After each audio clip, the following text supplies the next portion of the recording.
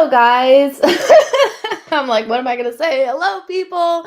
Welcome to She Knows Arsenal. This is a live show. Obviously, you know that because you're watching, but a live show where we're going to be kind of downloading off of the back of that amazing win in Europe that we had yesterday.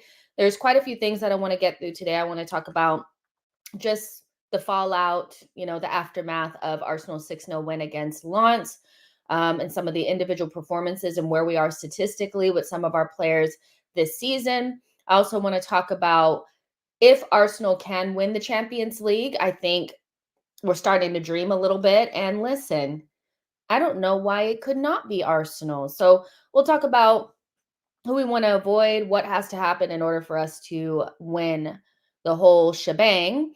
I also want to spend some time on Tomiyasu and Kivior, Diomonde being linked for a January move, Ethan Nwaneri and MLS not getting any minutes, and whether or not that is problematic or something that Arteta needs to do better. And obviously, Mbappe on his way to the Emirates because that makes loads of sense. And why wouldn't he want to play for this super team, right? So make sure you guys like this video and subscribe to the channel and get into the chat and let me know what you guys are thinking. Last time we did one of these lives, you guys really enjoyed it. And so hopefully you guys will enjoy this one as well. After this, I'm going to be on the Arsenal Opinion podcast. So you guys can catch me there. Also on Friday, I will be on the Top 6 show on the Football Terrace. And if you guys missed it earlier, I was on the AFTV Arsenal Forever podcast. So I'm doing the rounds. And if you guys want more time to spend with me outside of this channel, that's where you guys will find me. Let's see what you guys are saying. Kadwani says, the answer is nothing special about, or the answer is yes, nothing special about Bayern or Madrid. The African boy says, hello, Jess, loved your cameo on Forever podcast. I see you're enjoying King Kai. Listen, Kai Havertz has to work. And so, like I said on that podcast, I do think that some people went too far early on. If I keep looking this way, it's because the Europa League is on the side. But I do think people early on were trying to force this narrative that he was playing well. And I don't think he was playing poorly, but I don't think that there was anything to suggest that those were amazing or good performances, because they were not.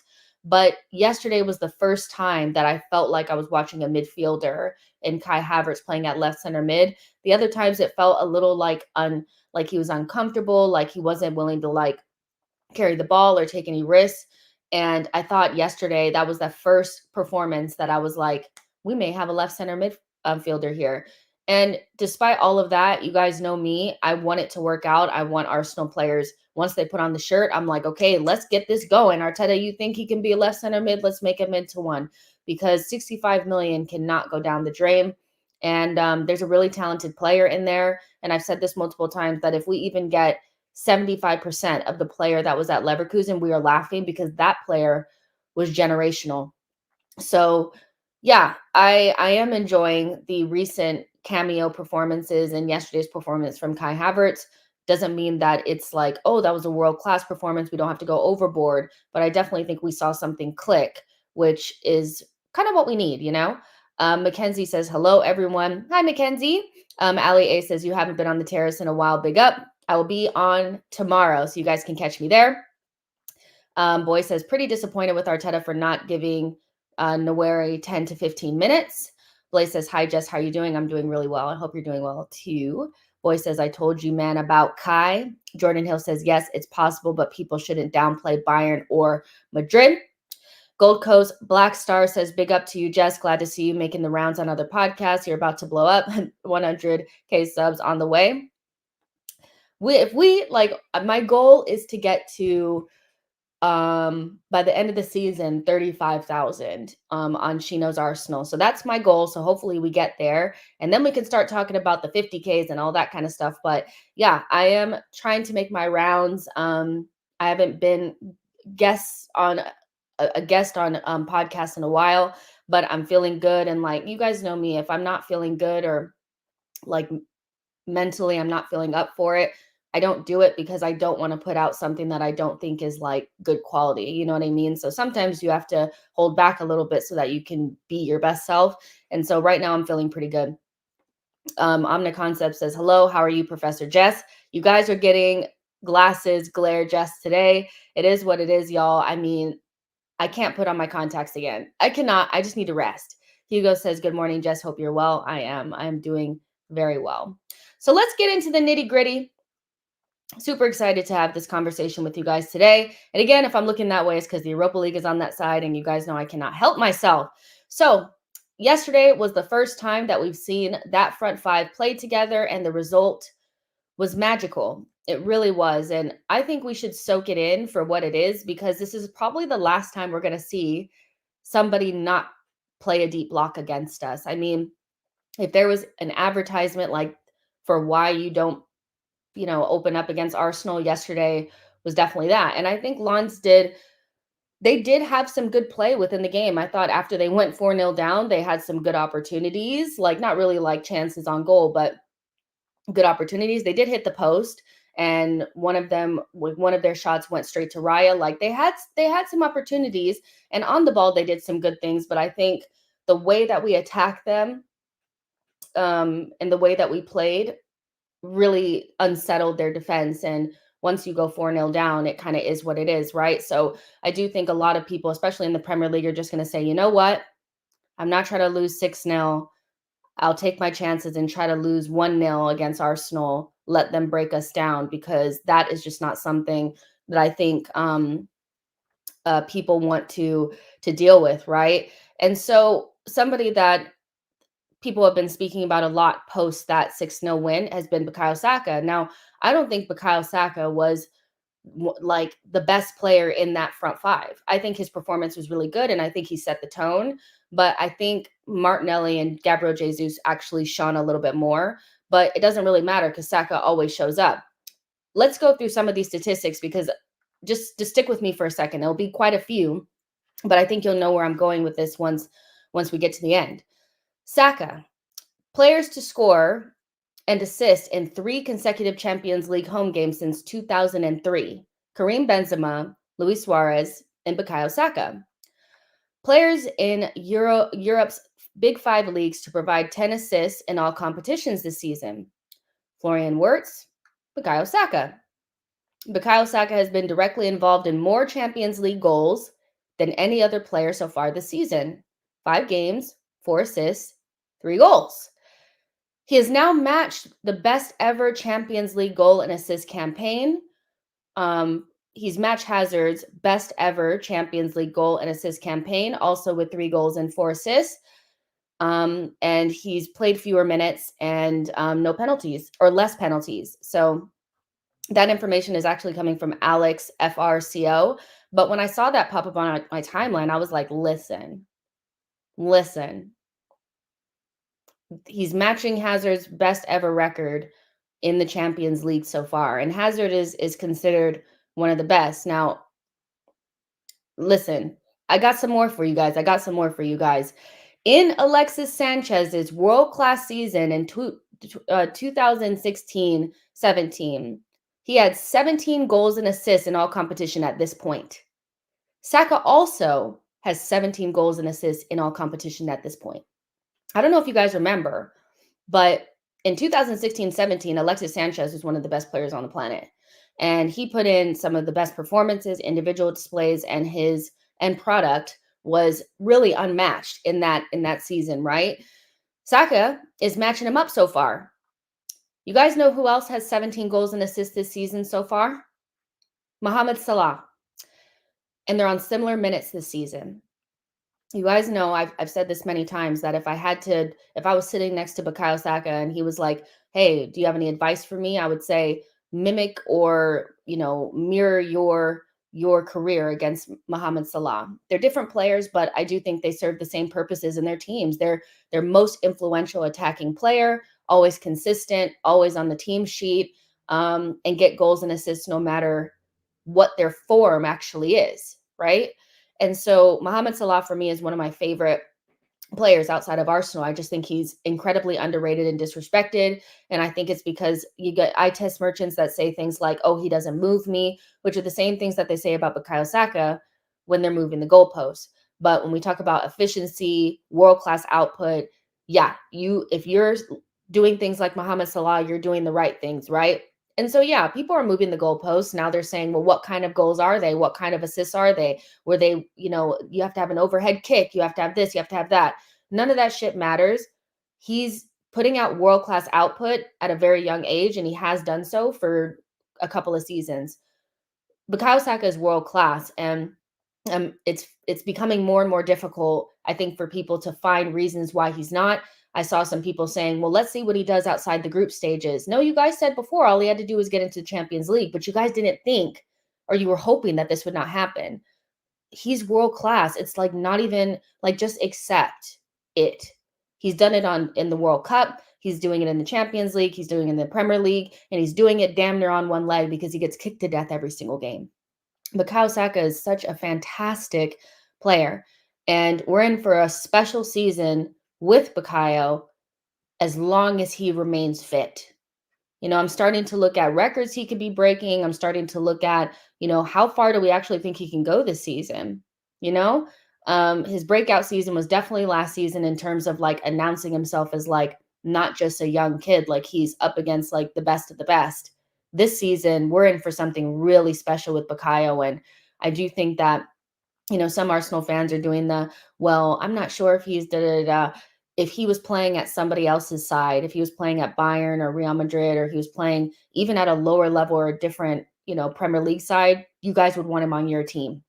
I don't know why we don't big up our players enough. I feel like we can't be expected to win trophies and be the best team and not lose, but then expect our players to be considered anything other than the top in their category. If the expectation is to win the biggest trophies, I don't have expectations of teams that I don't have the players capable to do that. And so I don't think we big up our players enough. I don't think we need to say Saka is better than, he's not, you don't have to say he's better than Mohamed Salah, but he's definitely performing at a similar level at a very young age right now. And so it's okay to big up our players and say that they're good when they are. I think some Arsenal fans are still afraid to say it, but I'm not afraid to say it. We have two world-class players in our team, and Bukayo Saka is one of them. Mackenzie Edwards says before it was he hasn't done it in the Champions League. Now he's doing it in the Champions League. Now they're saying he hasn't done it in the knockout rounds. It's just moving the goalposts. Boy says there's no pressure to put Saka under. He's taken penalties for England in Euros finals already. Leo says, please calm down with this world-class talk and not put undue pressure on Saka. He's 22 and we need to win a major trophy. Does Saka look like somebody that doesn't want the pressure? Bukayo Saka, when I knew he was going to become this player, when he said he wanted to take the burden of scoring goals from Aubameyang. He said he wanted to be the guy that was leading the team with goals and scoring in big matches and winning trophies for Arsenal with his contributions. But Kyle Saka is not shying away from this undue pressure that you guys are talking about. And like, I don't think a player of Bukayo Saka's mentality is going to take his own fans bigging him up as a world-class player as anything other than something that he needs to arrive at.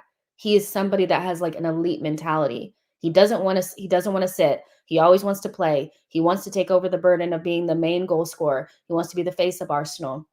He wants to win it all. And so I don't think Saka is a fragile flower that, needs to be like, oh, well, let's not give him any sort of pressure. I think he wants the pressure. He said it himself. Nelson says, but Kyle wants to become world class. Arteta knows this. It's why he plays him all the time. Exactly. Boy says Saka, Saliba, Rice are three world class players right now. Martinelli and Odegaard will join this rank soon. Tawanda says, why do rivals hate Arsenal? We are doing well and they still discredit us. I mean, because we're a threat. I don't think you dislike any team that you don't feel like is a threat to you. And a lot of, some of our older teams did a lot of damage to some of these sides. You know what I mean? Like, I think a lot of the pundits that right now are in the game were playing against the Invincibles and Arsenal teams that just completely rolled them over. So, there's animosity there. And I think that's what rivalry is. You don't like each other. Now, I think there's rivalry and also like respect that comes with rivalry. And I think a lot of our players are disrespected. A rival cannot tell me that they expect us to win the Premier League or the Champions League, but then equally tell me that our players are not good enough. I expect Manchester City to win big trophies. I expect Liverpool to win trophies. And the reason why I expect that is because I think their players are some of the best players on the planet. So you can't do that with me. If you're saying that Arsenal should win the Premier League or has to win a major trophy, then I need you to respect our players. Period. And that's with rivalry taken into consideration. Our rivals, I will say when they have a really good player, I'll still have an agenda against them, but I will say like that's a really good player. Jonathan says, who's the other world-class player? It's Declan Rice. Johnny D says, if Saka's world-class, then we have 3 of them. I think Saliba needs one more season. That's just me, though, but I think he's going to be there. I think he's right there. Yo-Yo says City and Liverpool have great expectations due to their managers. It's also the players, though. You can't have a great manager and then you not have the players. It's not just about the manager. It's also about the players. So yeah, Boy says it's time now for Saka to deliver on the potential. Saka isn't looking for more time to be given to him. He himself wants a trophy today. I think that's true. Like, I don't know why it's like, oh well, I don't want to, like, don't put pressure on. Why? Like, you can't say we need to win trophies and all this kind of stuff. That's also putting pressure on the team. So yeah, individually, if I feel like one of our players is one of the best in their position and has been for the last 2-3 seasons, yeah, I'm going to say it. And for me, my definition of world class, he would be it. So I love Saka, and I think that you look at these numbers, we could see that we are going in a trajectory with him where there's a special season ahead should he remain fit. So we also have the Euros coming up. So yeah, Saka's doing things that I feel like cannot be ignored.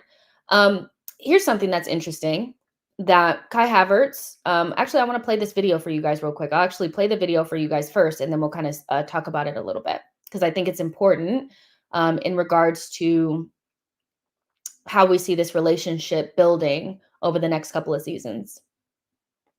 Ranking the strike so far in your career? Hold on. Where does he rank in the strikers that you've played with so far in your career? I think I have to say, I think really the best. I knew this before as well, but now I see it in every training session. And yeah, it's an honor to play with players like this. If you see the quality now against Sevilla, what he did on the pitch is amazing, and I think he's one of those players, he can turn the game around by himself, and yeah, I think he's the best. So that was Kai Havertz speaking about Gabriel Jesus and how he ranks against the strikers that he's played with in the past. And, I take everything with a grain of salt. When you're playing with a player, you'll obviously probably say that they're the best player that you've ever played with. But I think what he says that's most important to me is that, like, he can change the game on ahead and all this kind of stuff. And I want to point out that Kai Havertz's goal actually came from him playing off of Gabriel Jesus and anticipating the header from Gabriel Jesus. I do think that this could be a fruitful combination for the next couple of years for Arsenal. And the reason why I say that is because when you look at Kai Havertz and what he does best is the anticipation. He has a lot of those striker-like instincts of like where to be at the right time. And that's the reason why he scored his last 2 goals, was just knowing where to be. And Gabriel Jesus has this really unique quality of being able to like hold up the ball and manipulate it and do things with the ball that like other players cannot do. And so I do think that you can look at this partnership and kind of see where Mikel Arteta was going with it from the beginning, is that kind of like what we had with Granit Xhaka. A lot of the goals that Granit Xhaka scored last season had a lot to do with Gabriel Jesus holding up the ball and them combining. And so that could definitely be something that we see with Kai Havertz and Gabriel Jesus, which we need. We need those combinations and those connections to start coming back together. For the first couple of weeks, or even like up until this point, really, it's just seemed like everything has been kind of broken and nobody really knows where each other is supposed to be. They're running into each other. They're running over each other. The combining wasn't there. But you're kind of starting to see Gabriel Martinelli, Jesus, they have that. Havertz and Jesus can definitely have that. And we know that Odegaard and Saka have that as well. So that front five, if it continues to play together, that could be a really good, that like a lot of different combinations and relationships that really play well with each other. But the Kai Havertz and Gabriel Jesus one feels like something that can be extremely fruitful if we can keep them together. And of course, they do the business and, you know, they take care of it. But I thought Kai Havertz looked really good yesterday. And I'm happy because we need to see a midfielder there. Hopefully he can build on that. And Gabriel Jesus was also really good. And we'll talk about that in a second, but I want to see what you guys have said. Let's see. Lionite says, careful with throwing the world-class award around. I don't see the rest of this, but I hear what you're saying. I'm not just throwing it around willy-nilly. Like, you guys know I love Martin Odegaard. I don't think Martin Odegaard is world class. I don't think Martinelli is world class. I don't think Gabriel Jesus is world class. I think he's a world class forward, but like that's like a caveat to the greater conversation around him where I think he's a really, really top class forward. But if he was a little bit more clinical, we would start talking about him in that regard. I think Saliba had one world-class season last season and needs another one in the Premier League and in the Champions League to really cement that. Martinelli's still kind of gaining that a little bit. So for me, and I know it's like, well, what about Declan Rice? It's a little bit different because he's been doing these same things for like 2-3 years now. And so despite him not playing at Arsenal, I do think that he's probably been one of the best DMs in world football for a couple of years now. Based on what he does. The only thing is he wasn't at Arsenal. So yeah, I'm not throwing it around willy-nilly. Saka and Declan Rice for me have had like multiple world-class seasons under their belt playing at the highest level. Declan Rice also played in the World Cup. He also played in the Euros. So yeah, I think, those are the ones that I say, but everybody has different definitions. That's why it's so hard to pinpoint. That's just my definition. Leo says, yesterday we saw 25 million of the 65 million price tag on Havertz. We need to see the rest of the 40 million. Don one is Saliba or Saka world class. To me, Saka is. Mackenzie says, I know you have to take Havertz's words with a grain of salt, but when he's on it and fit, there's no doubt he's one of the best forwards in the world. I agree. Yo-Yo says, Kai was signed to be a difference maker, so I'm looking forward to his performances come the second half of the season. He could feel comfortable in the Champions League nights. He's a big he's a big game player, Kai Havertz. He tends to come up with big goals and big moments. And so, yeah, he could really prove to be a very clever signing if we do get into like the run in and the latter stages of Champions League, because he tends to be somebody that shows up when those games are there. Don one says Saka's most goals and assists in the Champions League. Boy says Saliba is world class. His international manager being an idiot doesn't change that.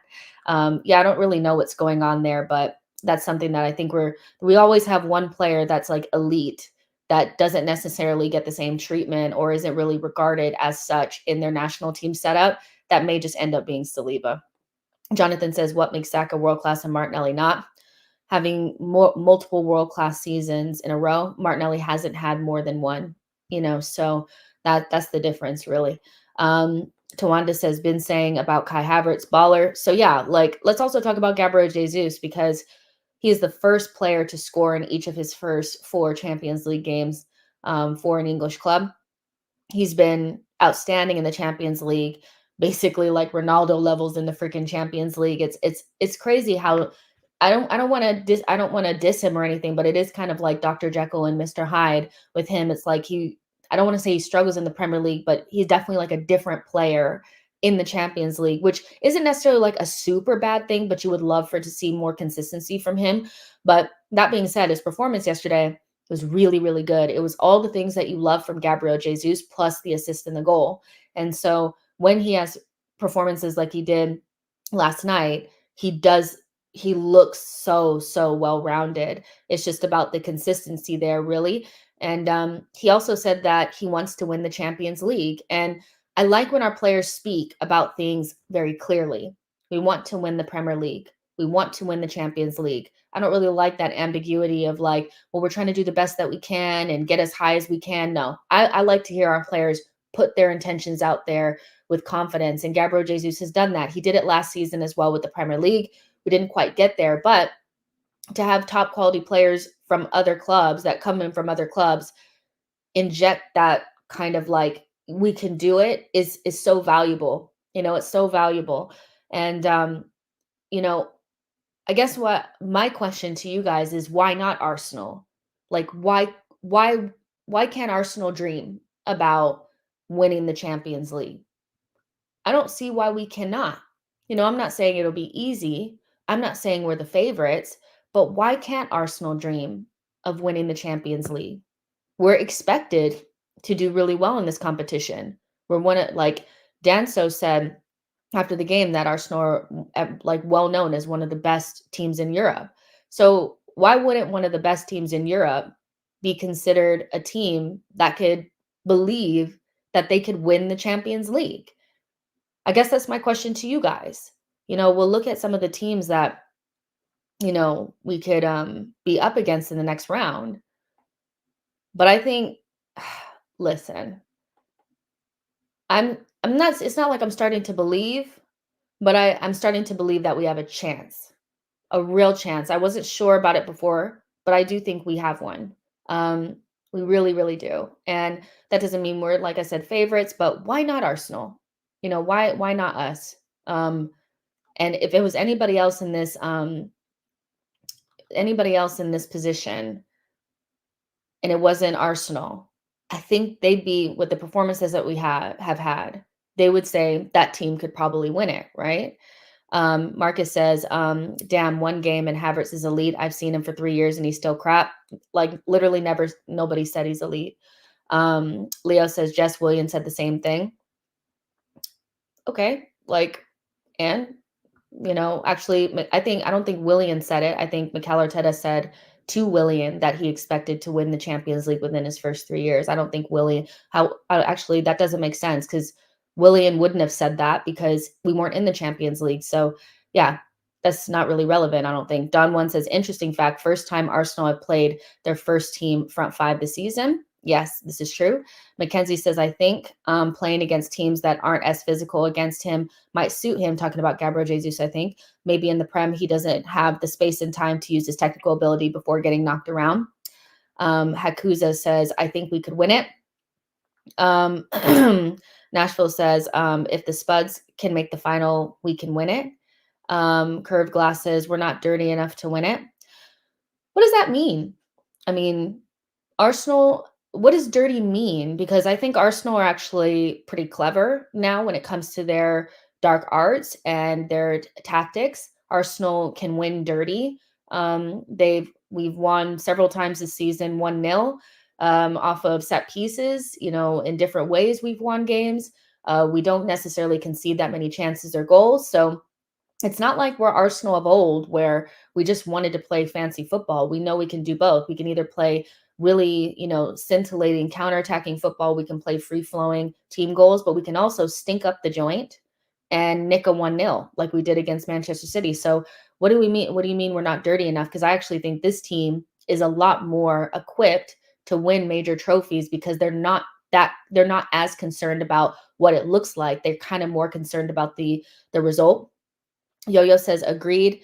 Love that Rice immediately spoke of wanting to be judged on major honors when he joined. Shaw shows he isn't messing around, big club energy.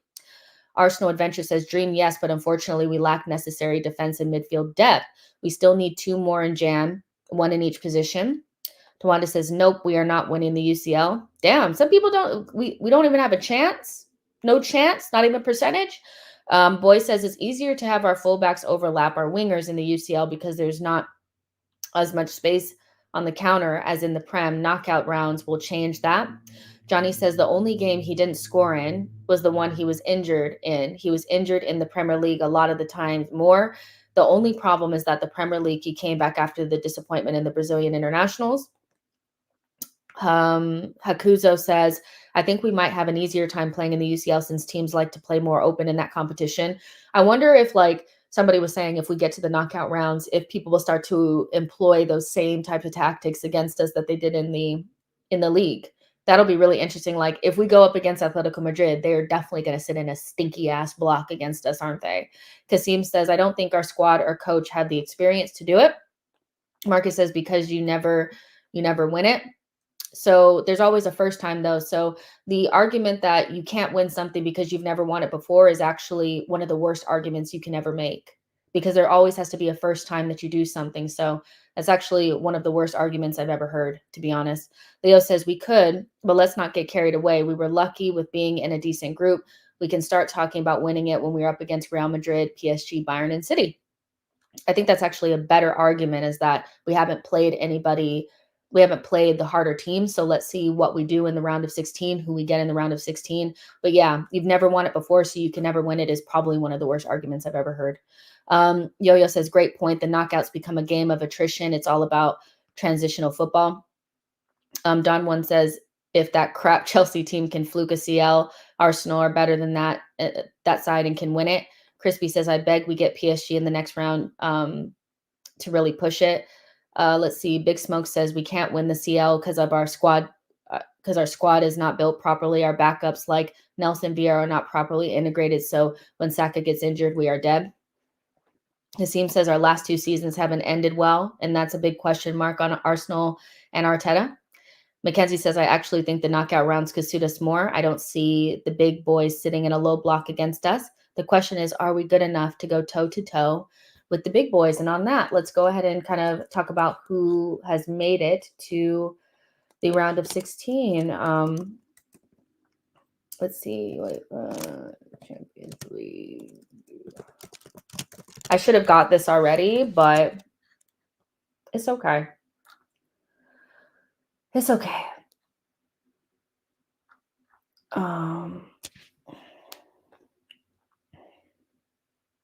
Just finding like the most recent or the most updated one that I can find. You guys just get in the comments and kind of chit chat for a second while I get my shit together.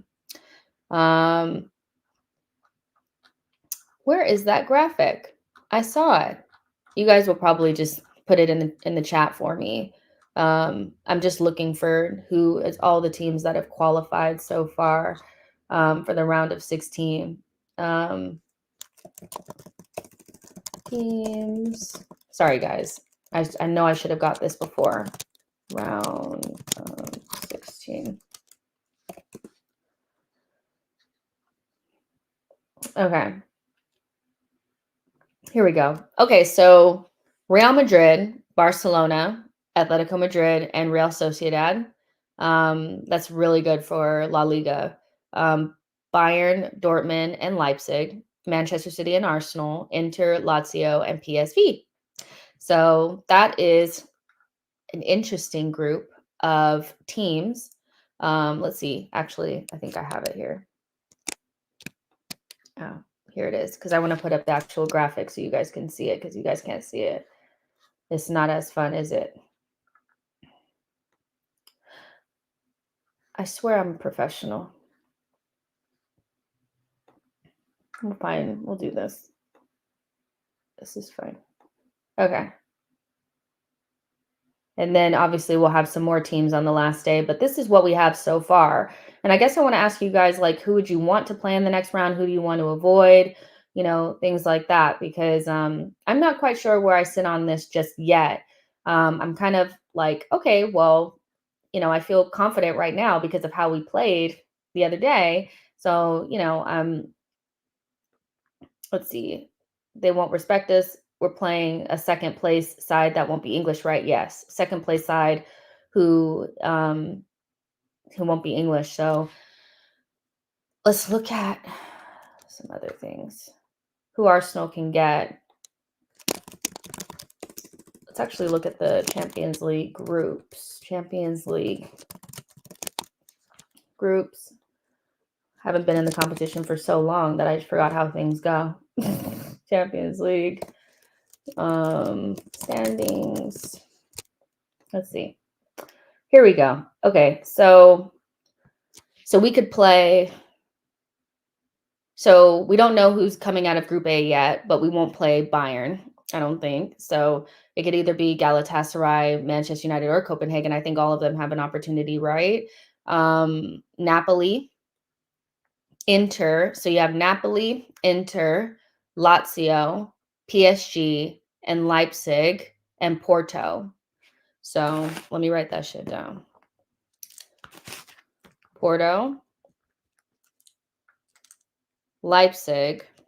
I already know who I want out of this group. I'm not even at PSG, Lazio. This is as it stands, I think. Inter. Yeah. Yeah. So listen.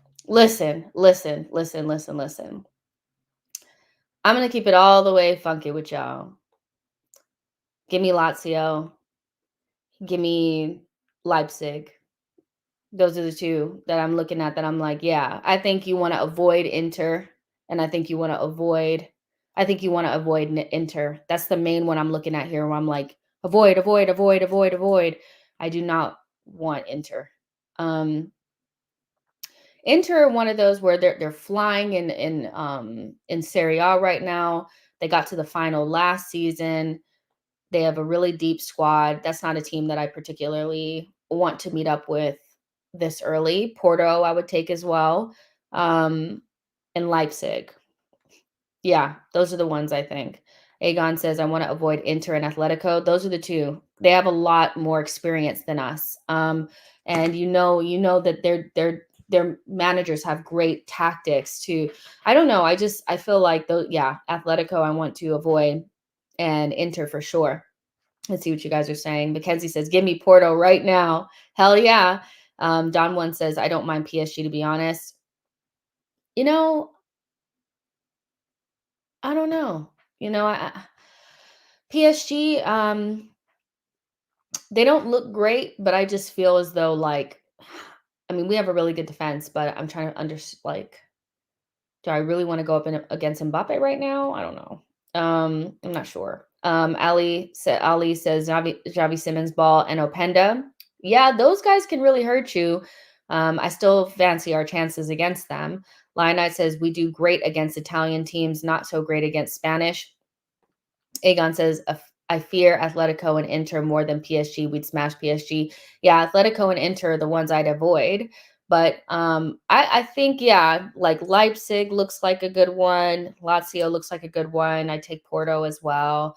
Kuza says, ironically, PSG have never won it. Martin says, would love to take down Atletico. Something about them just doesn't feel right.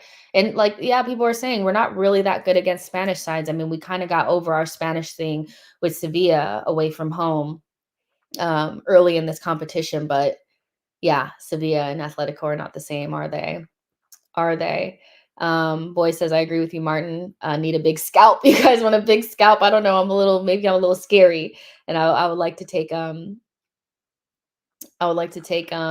somebody that's a little bit not as scary to me. Johnny D says, I want to avoid PSG more than Inter and Atletico, but definitely anyone but those three. I'm also thinking about the environments going away. I think PSG's environment is not something that I would love to go to, like Leipzig. I don't think their environment is as scary as, PSG would be. But the thing is we're going to have to go up against a big dog soon. So maybe you just want to rip off the Band-Aid and take on somebody. And if you beat somebody bigger, you might get that confidence, right? Why did I just see us on the Europa League? Why did I just see us on the Europa League commercial here? No, I just saw Xhaka scoring against Sporting. We're not in this competition anymore. Arsenal Adventure says we need to take a scary team in the round of 16 to get the easier ones in the further legs. Aegon says the problem with Atletico is that Simeone can be very problematic in his approach. I think that could be potentially hurt us. Like it's like deep block, tons of like time wasting. Do you really want to play against Rodrigo de Paul? Not really. He's a bastard. So yeah, for me, Atletico, Inter, I would like to avoid, but any of the other teams would be great. Carrie says Napoli, once they qualify, would like to avoid. Yeah, true. Boy says Europa League is using us to advertise themselves aloud. We are a big team. Whoa, whoa. So yeah, I think you guys make some good points here about like who to avoid, who would you want. But the one thing that I would say is that like it's all about, I think, our squad depth and how we deal with injuries. We will have another period where, we won't have the best our best squad. We know that is going to be constant injuries the entire season. So it's all about how we deal with those, how we manage that in the Premier League, because we're in multiple competitions. And so this is going to be a very, very interesting season for Arsenal, because it's the first time that we're really expected to like do something. But I think so far we're doing a really good job. And so hopefully we can keep that up. But I think this idea that we cannot win it, I think we can, but we're not a favorite. I don't think we're a favorite. And I think my biggest thing with Arsenal is not so much our quality, it's our lack of experience. I think our lack of experience is actually what's going to keep us from doing something more than the quality of our team. I think our team up against any other team is really good. I think only like Bayern, Real Madrid, and who else? Man City have maybe better teams than we do, or better players individually. Um, but experience counts for a lot.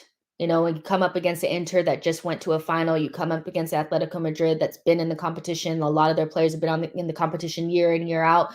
It could get a lot more tricky. So I actually think it's our lack of experience more than anything, our quality. But hopefully we can get to one of the latter rounds. And what I really want for Arsenal is just to get far enough in where you can feel like if you have to bow out, you bow out in like a respectful and good way, if that makes sense. You never want to go out of a competition, but you don't want to go out sad. And also give some of our fans a really good away day in Europe. I think that's something that the club hasn't had in a while. And so, if you go to, I don't know, you get uh, I don't know, you get Atletico Madrid and you beat them away, but you go out to them ultimately like, I don't know.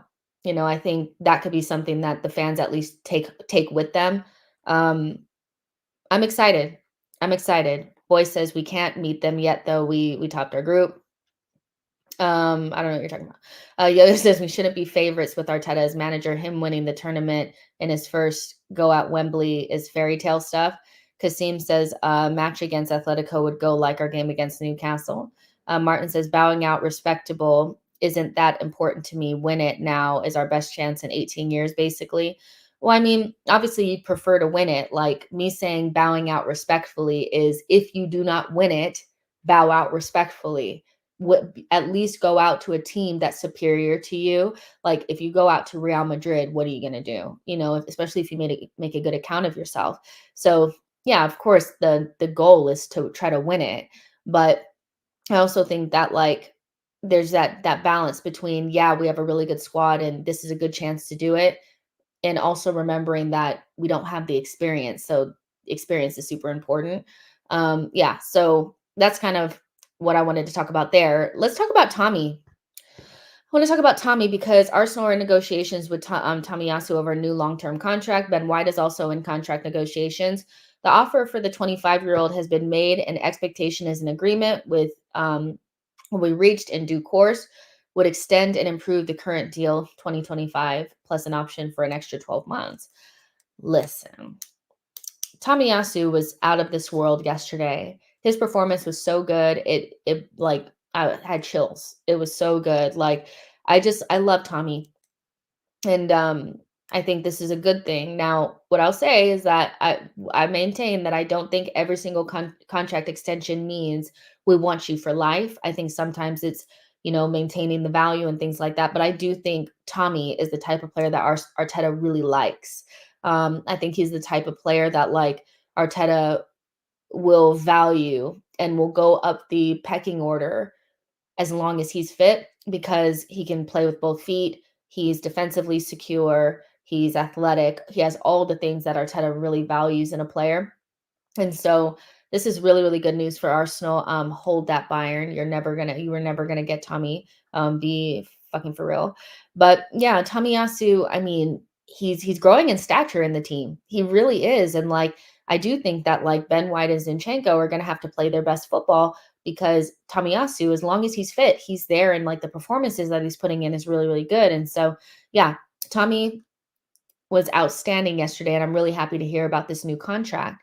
Um, and hopefully it gets wrapped up as soon as possible. Yo-Yo says Tommy has been Arsenal's best fullback this season. Aegon says Tommy equals our Swiss army knife. Boy says Tomiyasu is worth keeping around, no problem. I'm still interested in upgrading on Tomiyasu when given the option when other positions aren't an issue. The Wheel says, love Tommy, always wanted a Japanese national on the team. They are beasts. Tawanda says, Tomiyasu is having the form of his life. We just need him to stay fit. Him and Timber are going to be instrumental in the future. We still have Timber to add to this super team. Don One says, Tommy was a 10 out of 10. Everything he did was perfect. Leo says, is Tommy playing for a new contract like our players typically do? I mean, Saka got a new contract and went up a level, so I don't know what you mean. Like, I think this idea that everybody that gets a new deal is playing for a contract and then their form dips is kind of like, then why are we playing the way that we're playing? Because almost everybody that's here right now has gotten a new contract in the last like 2 years or so. So yeah, that was like Aubameyang and Ozil in them. I don't think Tommy is playing for a contract. Ben's playing for a contract. Saka signed his new contract and is playing really well. Martinelli signed a new contract. Gabriel signed a new contract. Saliba signed a new contract. Like, doesn't make any sense. Ify says Tommy was making some Xavi-esque passes yesterday. Where did that come from? Tommy Kafu, man, that guy was doing. It was moving me. It really was. I was like, that was such a good performance. It was so well rounded. It was only 45 minutes. Aegon says, "What's your thoughts on the White Tommy situation?" I would say it's not really a situation right now, just because, like, I don't think it's a situation ever. Look, Arsenal have not been a competitive side in a long time, and one of the things that I think has kept us from being competitive is having like a starting 11 and then guys on the bench that cannot compete with the guys that are out there. And so I think we're seeing a competitive environment. And so it's like, oh, well, if Tommy's playing well, does that mean that White's finished at the club? No, it doesn't, because there was just a couple of weeks ago, it didn't seem likely that Tomiyasu could ever take White's spot. So we know that things change really quickly. And, it's all about an entire squad. I think Tommy is a lot closer and more of a threat to Zinchenko and White than he was last season, but a lot of that was due to him dealing with personal issues and also dealing with consistent injuries, right? And so I think right now Tommy has the spot, mostly because I think Ben White is recovering from an injury. But if Tomiyasu continues to put in these performances, then yeah, maybe Ben White will sit for a little bit. And that's not necessarily a bad thing, because Ben White has last season played so much football. Ben White played so much football. Everybody on our right-hand side was ran into the ground. Absolutely. Odegaard, Saka, and Ben White were there every single moment, basically. And so is it necessarily a bad thing that Tomiyasu starts playing well and Ben White gets to sit for a little bit? No, because we're going to need Ben White. So it's not necessarily like a situation, but we're seeing the beginning of a really competitive environment where we have players like Trossard and Tomiyasu that can come into the team and are basically starters and are making it difficult for the players that are in those positions now. Not a big deal. Kevlon says everyone has a squad. Don One says we are going to need Tommy for the Prem push. RT2 Dennis says Mr. Number 18, Mr. Reliable. The number works for hardworking players like Nacho Monreal. My favorite player is 19. Usually the player that has number 19 I tend to really like. The only time that I had to skip over it was when Pepe had it. Don One says Arsenal have a squad. Get used to it. Being Uki says commentator was making out that Tommy did not mean that pass for Martinelli. I beg to differ. Nobody can tell me that he didn't mean it. Nobody can tell me that he didn't mean it. It went right to Martinelli. It wasn't like a clearance that just went like high and out of bounds. Like he definitely meant it. Like I maintain he meant it. Like don't try to take that away from him. Aegon says, what do you think Tommy's best position? I mean, I was thinking that it was right back was his worst one, but maybe right back is actually his best one. I don't know. I actually think Tommy's best position is left-sided center back. The best I've ever seen him play was mostly for Japan at left center back. I think he's really good at left back for us, and he's good right back for us. But I think left sided center back is actually probably his best position based on what I've seen with Japan. Like when he plays with Japan, that guy looks like a world class center back for real. Like if you guys haven't watched Tommy play for Japan, you should. And really, we should all be watching Japan play because they have such good players and they're so technically like sound. Watching Japan play is a freaking treat. And watching Tommy play for them, it's like you can see like he can do it all. He's very, very, very well rounded. Yo-Yo says Partey, Cedric are like the only guys who didn't get renewals under Edu. Even El Neni got an extension. Rams got one and became persona non grata.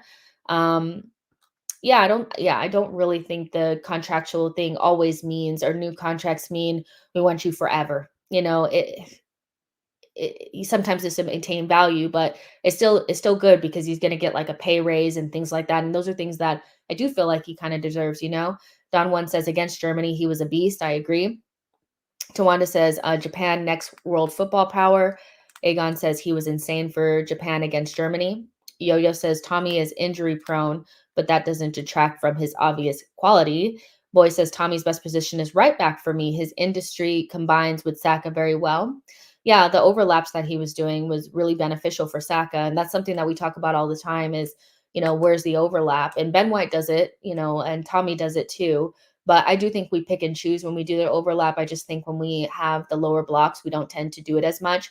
And then when we're afraid to get done on the other side, like if they have a really tricky winger, Ben doesn't tend to do as much overlapping. So yeah, I thought his overlaps were really good. And the 40-yard run that he does for the Odegaard goal is outstanding. Like our players are real athletes. When you saw them in the tunnel, I said this during the watch along. You looked at us in the tunnel versus lawns. We were much bigger than them. You know, almost everybody out there was like over 6 foot tall. And Tomiyasu is like 6'2". He's a big guy, you know. So him and Kai and you know even Ben when he's out there, we have a really big team. And we're very athletic now, which is great because for a while it was like we couldn't run. You know. Don One says, thoughts on Kiwi Jess? Is he good enough to start pushing for the first team? It's almost like you read my mind, Don, because that was the next thing on my agenda. I wanted to talk about Kiwi because he is still being linked to AC Milan. And I think he will continue to be linked to several different teams. And the report that I saw today said that he wants more playing time, but Arsenal are unwilling to let him go on a loan with an option. And so I don't know if that will change. I think we'll get into Arteta's comments about what he thinks about our defense and, you know, how thin it is in a second. But Kivior, I thought looked really good in the 45 minutes that he played. And I think most of his performances have been quite good. The only one that really stood out to me that wasn't that good was the one against Sporting. But newsflash, it was his first game for Arsenal, and nobody was really that good away from home against Sporting when we drew to them 2-2. So Kiwior is an interesting one because I don't really know what the plan is with him. I know that Gabriel and Saliba are the center back pairing, so there's not going to be that many opportunities for him to come in there. But you have Tommy playing on the left, you have Zinchenko playing on the left. Also, Timber was playing on the left, and I just felt like at the end of last season, I thought that we would see a lot more of Kiwior at left back, kind of playing like Ben White on the other side. But we haven't really seen that. I wonder if we would see it more. I wonder if we would see it more if Timber was on the right and he was inverting, and then you'd play Kiwior, you know, maybe Kiwior, Saliba, and somebody else. Because we also have to remember that Arteta is always going to want Saliba to be the center back. So if you invert on the other side, that causes some complications back there. But I think I expected to see more of Kiwior at left back, and to see Tommy playing there now is a little bit like, okay, does Arteta not trust him? Is it just like he needs to be patient? But I do think Kiwior is a very talented player. When you watch him for Poland, he starts for Poland. It's like, okay, this guy is not like a young player that you have to be like afraid to use. And I do think Arteta made a mistake last season not playing him ahead of Holding. I do, because I think you know even a Kiwior that hasn't played a lot, that hasn't adapted, is still probably better than Rob Holding. So I don't know what's going on with Kiwi. I actually do really rate him, but we know the longer that the adaptation takes, I think the less likely they are to make it at Arsenal. And when you have an overload on one side and you see players that are meant to be playing on one side playing ahead of him on the left hand side, it doesn't look good from the outside, but I could just be projecting. I want to see more from Kivior. It's a shame that we're out of the Carabao Cup because that seemed like the cup that he was mostly playing in. um, but I don't think Arsenal, based on Arteta's comments that we'll get into in a second, will allow Kivior to go. Whether or not they'll give him any playing time, no. We tend to have these players in our team that just disappear. And the only time when we need them, it's like, well, they haven't played in so much time. So I don't know. I'm sure if Kivior doesn't start against PSV, I'm gonna be pissed. Because it's a game that's inconsequential, and he should play 90 minutes. No reason to play Zinni, no reason to play Tommy. No, just play Kivior there. I really like Kivior. I want him to get more playing time. But what can you do? Kevlon says, I can't wait for Timber to be back. Tawanda says, let's see how Kivior develops. He gives Ake vibes. Ake is one of my favorite players. Like one of my favorite defensive players. He's weirdly underrated. Maybe it's because he came from Bournemouth, but he's one of City's most consistent players. So if you're liking him to Ake, I'm liking that comparison a lot. The Wheel also says Kiwi fits the Italian profile. Hagon says Kivior had a very good cameo yesterday. It's weird because a cameo is usually like 10, 15 minutes, and it was 45 minutes. Boy says not convinced that Arteta has been convinced by Kivior. Donwin says he will start the FA Cup.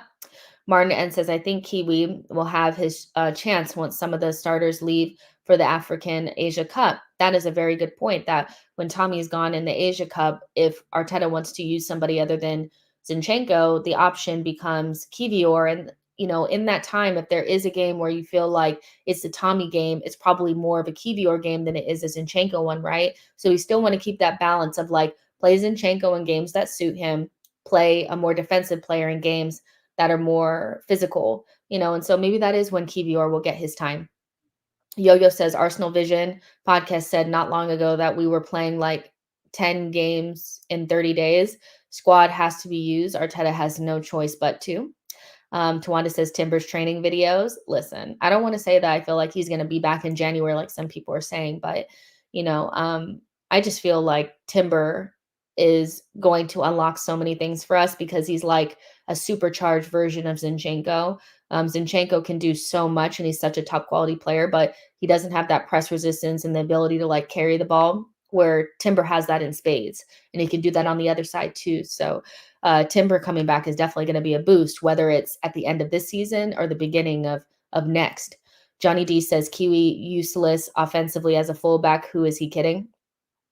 Don One says, agreed. Holding cost us top 4 and a Prem, the only Arsenal player I genuinely hate. I don't hate Holding, but what I will say is that I think it's why we keep doing the same thing over and over again and expecting different results. Don't play Holding in important games. That's kind of only as the day says Gabriel Jesus is a baller and the Lons game was superb. Martin N says, Jess, have you watched the Havertz interview today? No, I haven't. The only thing I just saw that little thing about him saying that Gabriel Jesus was the best center back or center forward that he's ever played with, and that was for Puma. I haven't seen anything else. I've been overloaded with so much content from yesterday that I haven't gotten to everything, but I'm slowly going through it and seeing what I can find. But I'll definitely look at that after this. Kasim says Arteta said we are short in defense. We're gonna get to that. Don't worry, we're getting to that. We're getting to that. Tawanda says Ake was a center back. He was. But again, center backs can play fullback in certain circumstances, like ours do. Astra Dooley says would like to see Kivior play for 90 minutes. I would too. Big Smoke says Ben White's career is at risk. Arsenal when Timber comes back. I don't know if it's at risk, but maybe his starting position is at risk, not his career.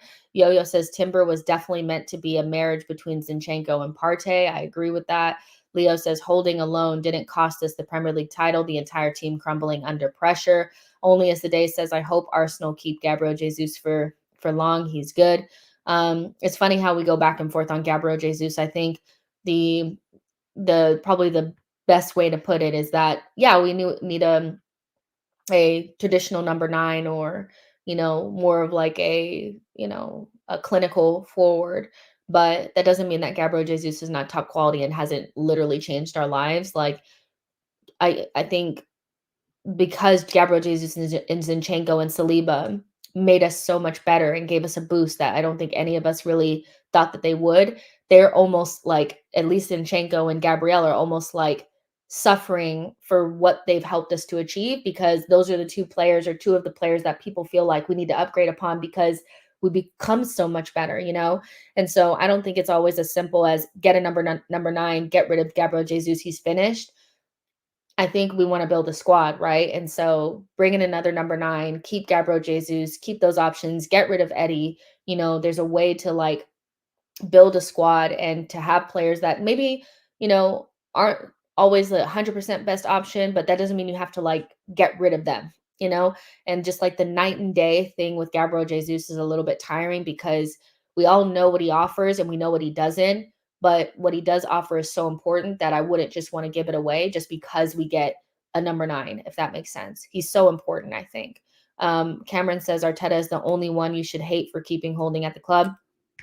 Jay says each UCL game is worth 2.8 million. I can see Arteta still starting a solid team. Listen, I'm not there yet. I'm not there. See, it's like you guys are like leading me into my next conversations. I kind of like that, but at the same time, I'm like, hold on.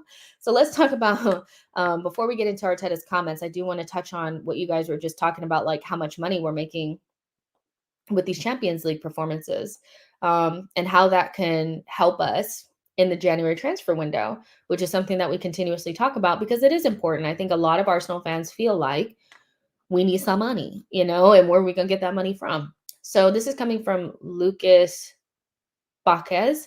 Lucas Baquez does a lot of like things on like the commercial side and how much money Arsenal are making from these commercial deals and being in certain competitions, blah, blah, blah.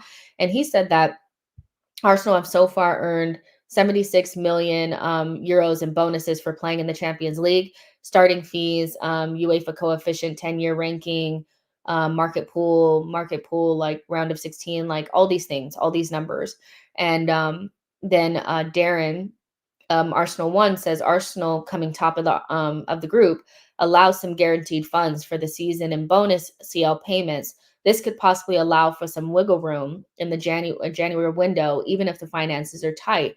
A structured deal for the right player may not be out of the question, especially if we see departures. So I would imagine that Arsenal are looking to do something in January based on what Arteta said in this comment. He said, I think Tomiyasu is excellent. He played a lot of minutes and we have a really congested period. We are really short at the back at the moment and we have to use our squad and make some changes. So Arteta believes that we are short at the back. Now, a lot of us feel like we're well stocked, but we've spoken about this. It's a slippery slope. It's a very like 1-2 injuries at the back and we are effed. We really are. I think Timber's injury kind of hurt us because he was like another Swiss Army knife. We're losing Tomiyasu for a month. He was trying to use Thomas back there. And again, like we're just kind of like one injury away from things kind of falling apart. And so as much as I know that like we don't want to hear about another defender, do we? We want to hear about a forward or a midfielder.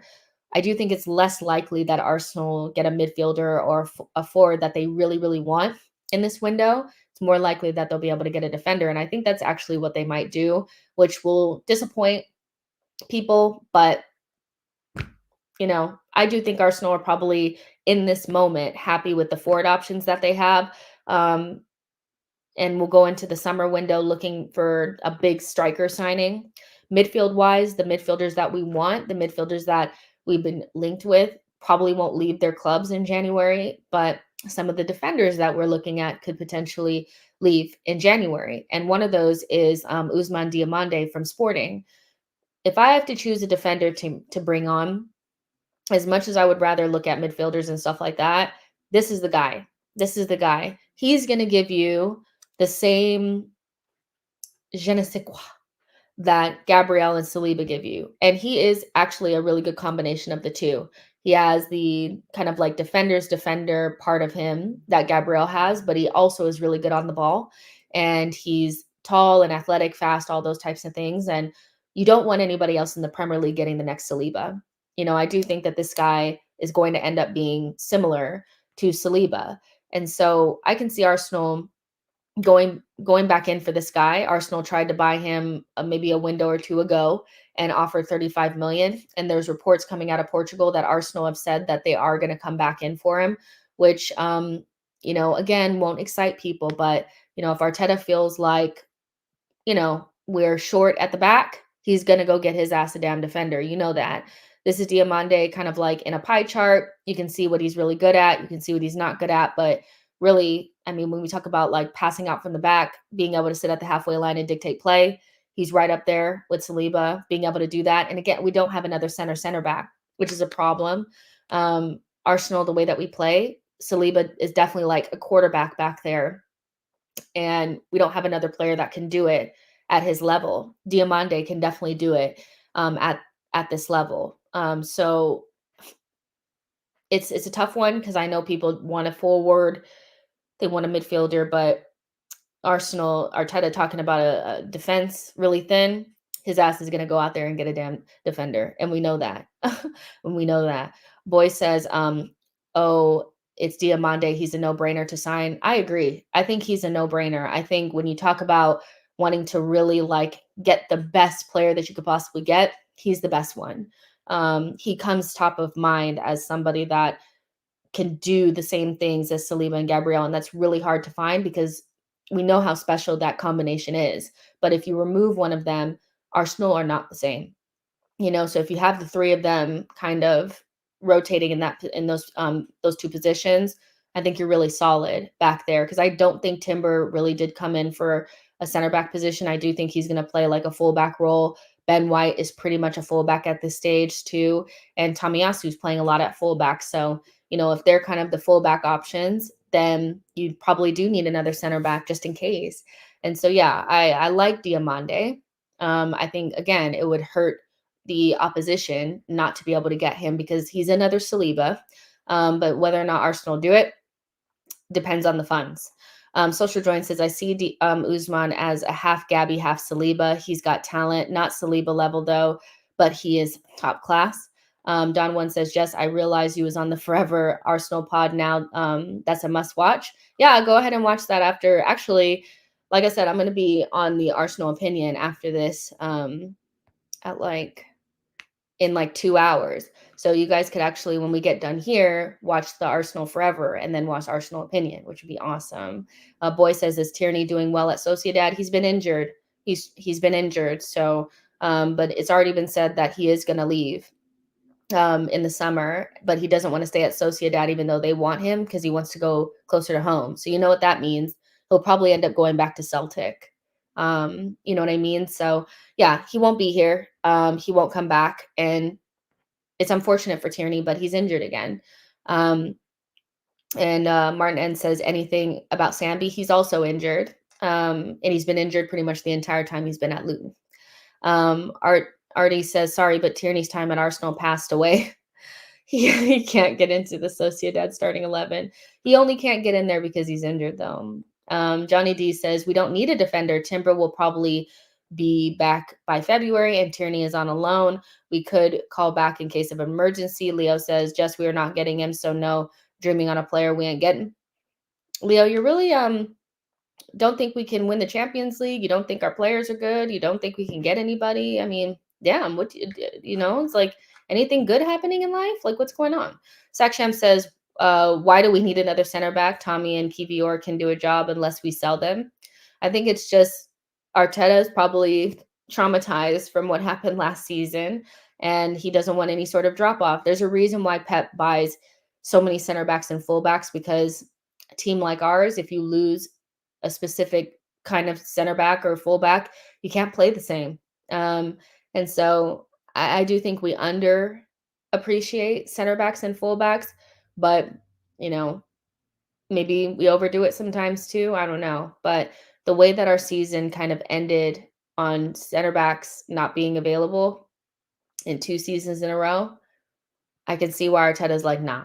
We need to go get somebody. Cameron says Diomonde can also play CDM. Yo-Yo says we're going to sell Tierney and Sambi for single digits, and Silly Gooners will claim that we got fair prices. Tierney, or Artie says Tierney was on the bench this week. Oh, he was on the bench. Okay, fair enough. That must be his first time back because he's been injured like almost the entire time. Sakshem says, I think we sell Kivior if we get Diomonde. If we sell Kivior, I'll be so disappointed. But at the same time, here's what I'll say about that though. Is if Arsenal decide that they want to let him go with let's say a loan with an obligation to buy to one of these Italian teams that are really interested in Kivior,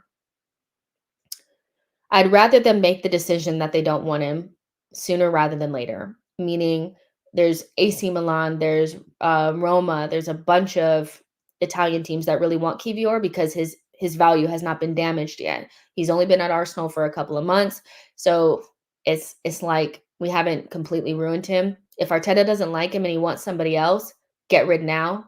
Don't let him sit around on our bench forever and ever and ever, and let him go with a loan with an obligation to buy and get somebody that you really want. Because what you don't want to do is keep him, not get somebody else, and him just run on the bench. You don't really want that, do you? So if he wants to get rid of Kivior or we end up moving him on, you know, fine, but just do it quickly before we ruin his value.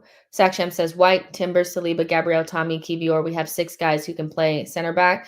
I think it's like we have guys that can play center back, but I don't think maybe Arteta doesn't trust them to play the same way that Saliba and Gabriel play. When we get into the run-in, if we lose one of Saliba or Gabriel, we're toast, I think, because it's just not the same. It's not. We saw what it was like with Saliba and White. Did anybody feel confident in that? I didn't feel confident in that. There wasn't enough there, to play the way that we want to play. So I think at the end of the day, what Arteta's probably thinking is, if I lose a midfielder, do I have somebody that I trust? Probably. Maybe he thinks he does. If I lose an attacker, do I feel like I can float that? Yeah. But if I lose Saliba or Gabriel, am I effed? Yeah. I think that's kind of what he's thinking, you know? Chadwick says Arsenal will find it a bit easier to score goals in the Champions League than the Premier League because Champions League teams are not as used to Arsenal's front 3 lineup, and Premier League teams because Premier League are more used to Arteta's front 3. Gotcha. And people are saying like White can't play center back and Rice can play center back. And we don't actually know the fitness problems that we have internally. There may be some players that are playing with injuries now, and they may just be trying to get ahead of it. I think that's something else we don't take into consideration. So yeah, it's not going to be exciting that people, it's not going to be exciting that we're maybe looking at a defender, but it is what it is. It is what it is. And I don't want to see Rice moved into center back. I don't think Ben White is what you want back there either. Kivior can do a job. Like, we have players that can do a job, but maybe Arteta doesn't want somebody that can do a job. He wants somebody that can do what Saliba and Gabriel do, because when you break that apart, we do look different. We do look different. It's not insurmountable. It's not you know what I mean? But you don't want to be going into any finals with White and Saliba, do you? Or going into any finals with Gabriel and Kivi, or do you? So I can kind of understand where Arteta is going with that.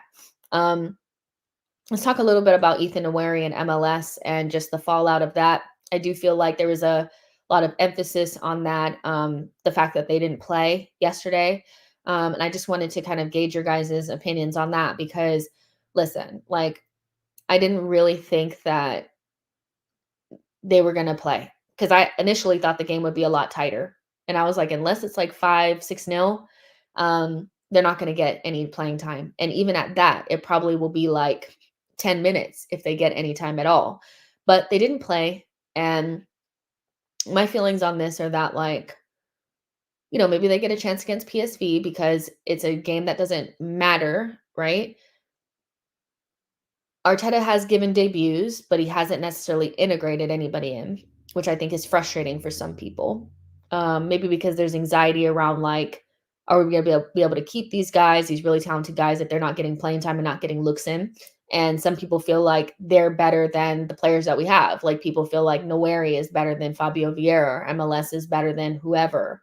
So I get that, but you can use Saka as an example of like why we should be integrating players in. But the difference between where we are now and where we were then is that we like needed Saka because Unai Emery couldn't get anything out of the senior players that he had. It's going to be a lot more difficult to break through at Arsenal now with the squad that we have now and where we're at. We're not desperate to bring in any kids. That's just the truth.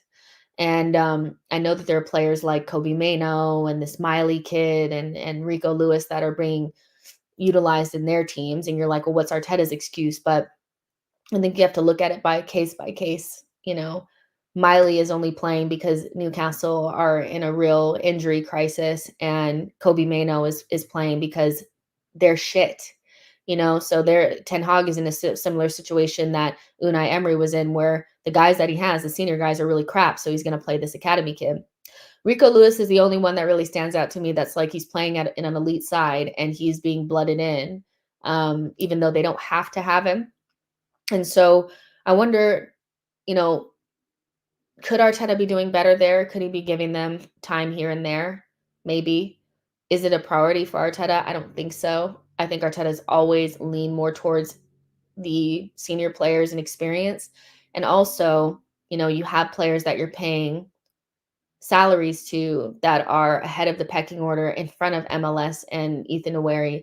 And I don't know if that would be the best signal to send Nketiah and Nelson, the guys that are actually going to be on our bench, that, oh, I'm going to play these 16-year-olds over you when, you're probably should be above them in the pecking order. So I definitely hear it and I understand, why people are frustrated with it and they feel as though we're not getting any of our academy players in the team. But I think we have to also take into consideration where we are as a club, and when we were really blooding in the youth a lot more frequently, it was because we didn't have great players already in the team and we needed the academy to really kind of like hold us up. And in the past, when we were much better, you had to be like Ashley Cole to get through. Look at some of our academy players that actually made it at Arsenal. Tony Adams, he was the captain. Ashley Cole, one of the best left backs in Europe for like 10 years. Jack Wilshere was like playing for Arsenal at 16 because he was just that good. So I think we have to temper our expectations of like everybody that looks good on a comp is going to make it at Arsenal. But maybe Arteta can do a better job at giving them time here and there. But we also have to remember that there are players in the team that are above them in the pecking order.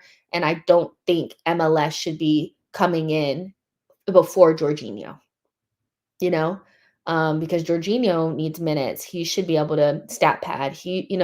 So it's a tough one, but I do think a lot of people were frustrated by it, and they have been frustrated by it for a while.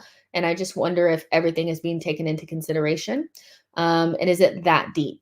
Is it that serious? Is it like if Arteta doesn't get MLS and Nweri in this team while they're 16, then he's got to go? Because I'm seeing some people almost like he has to do it or he's got to go. And I'm just like, I don't know if it's that deep. I don't know if it's that deep. I really don't. Ivy says Arteta should stop including them in the first team then. Boy says Nweri better than Aaron Ramsey when he was being played at 17 years old before his leg break. Chadwick says, I think it's clear that height fits defenders more than strikers. Sandwich says they'll leave if you don't give the kids a chance. Let's see. Boy says, I don't care about Nketiah and Nelson. Feel they are capped out as players and won't be getting much better. Try the new youth that Arteta found for you. He's immense. Let's see. Only as the day says Arteta should sell Nketiah to Crystal Palace. Kasim says, instead of Nweri, would have liked to see Sego Jr. again or Dewberry. I thought it was a little strange that Arteta chose Sego Jr. instead of Cozy or Dewberry for that one game. I thought he was just being different.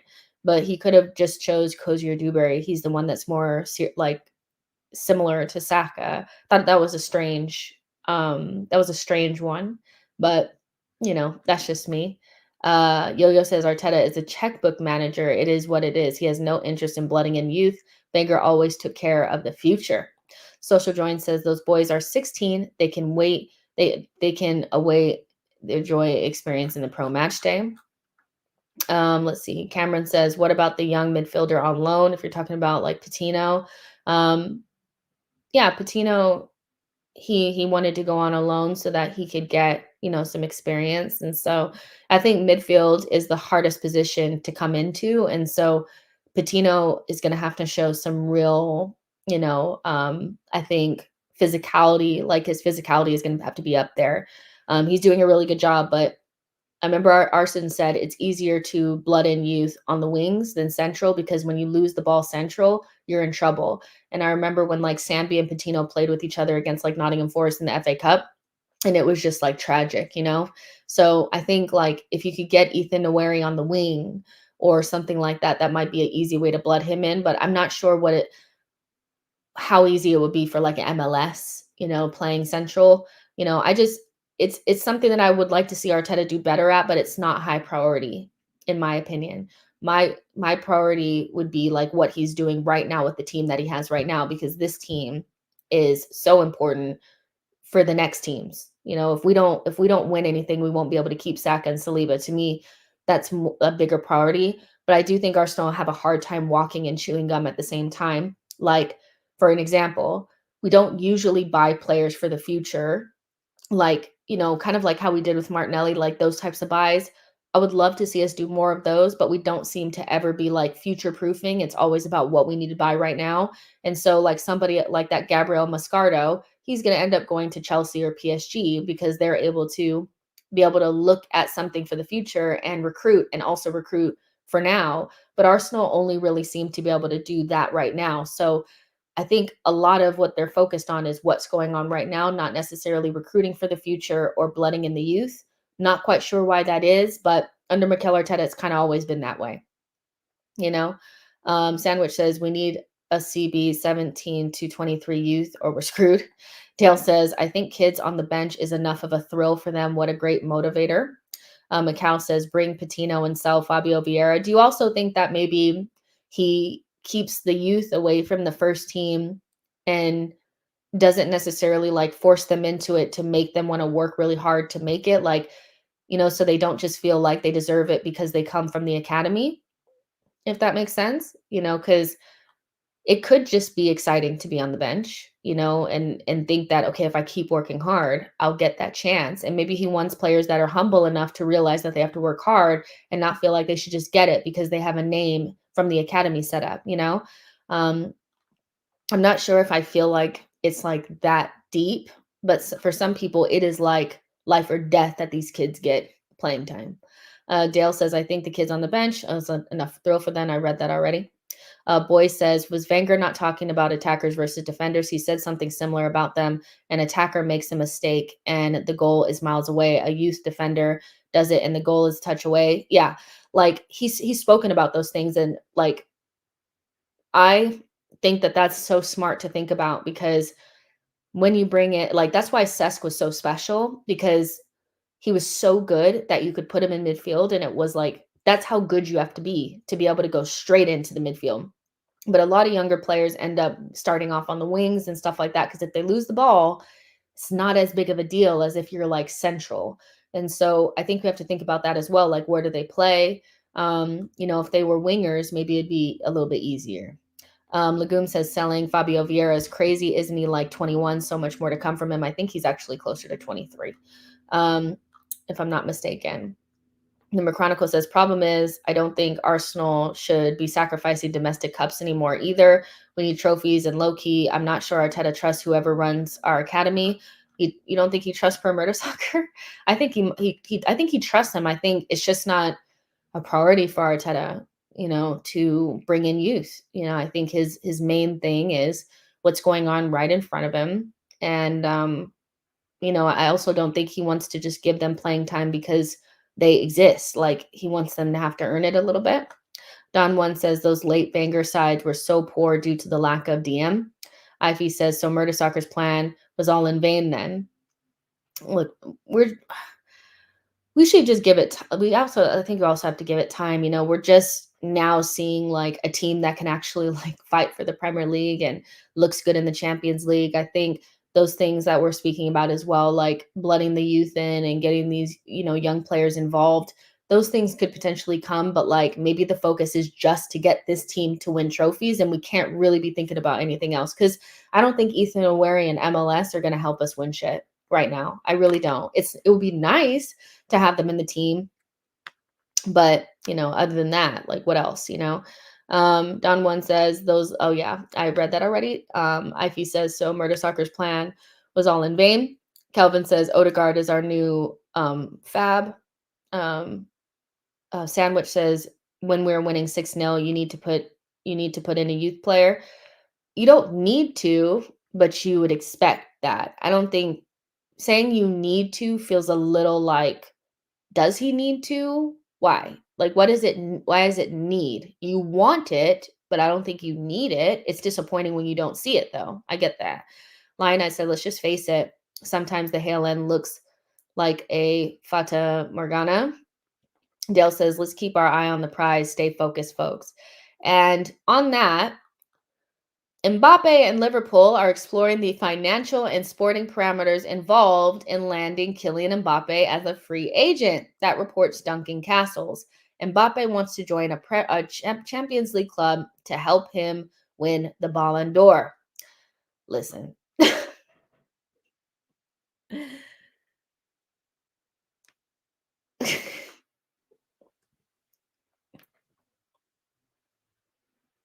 Doesn't he love Thierry? Doesn't he love Thierry? He loved Thierry,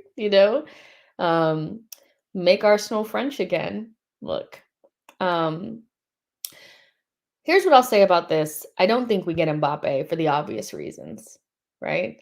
But I think it's important for Arsenal to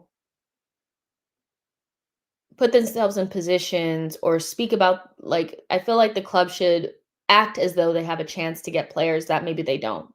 And the reason for that is that I don't think Arsenal should act like a small club. I think Arsenal should act like a big club. Any big club in Champions League would feel as though maybe they have a chance to get Mbappe. So maybe you don't get him. But I think if you are actively never really involved in these conversations and you continuously shy away from them and you just kind of only want to go after like the plucky kind of like young player or like an unknowner, I don't think that's who Arsenal are. I think Arsenal should be in the conversation for Mbappe, even if you have a 1% chance of getting him. And so, the Osimhens, the Barellas, these types of players that don't feel like you can ever get them, the Frankie de Jongs, whatever, I do think Arsenal should just throw their hat in the ring to see, because Arsenal have to be synonymous with big club activities. Big club activities are if a massive player, world-class player comes on the market, you try to see if you have the financial capabilities to bring them in, even if you're not his number one choice, right? And so I don't think there's anything wrong with Arsenal, even at like a very like low level, think to themselves, well, what would it take to get Mbappe to the Emirates? Because in a couple years, that might be something that we can do. Maybe not Mbappe, but like the next star. But I think if we always act as though we have no chance on the planet to get any of these types of players, you'll always be seen as a small club.